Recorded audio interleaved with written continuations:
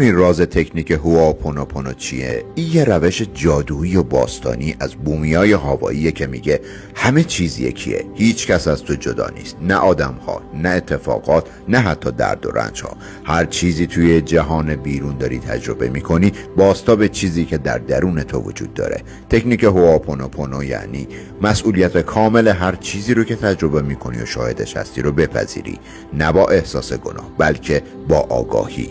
رازش هم در گفتن یه مانترای قدرتمنده: متاسفم، منو ببخش، متشکرم، عاشقتم. وقتی میگی متاسفم داری به روح برترت میگی متاسفم که تا حالا ناآگاه بودم، نه از سر گناه بلکه از سر آگاهی و پذیرش. وقتی میگی منو ببخش نه از سر شرم بلکه با آگاهی و پذیرش. به روح والا میگی به خاطر خلق ناخودآگاه این وضعیت که بازتاب انرژی ناهماهنگ درون من بوده من رو ببخش. متشکرم برای این حضور و آگاهی که حالا دارم.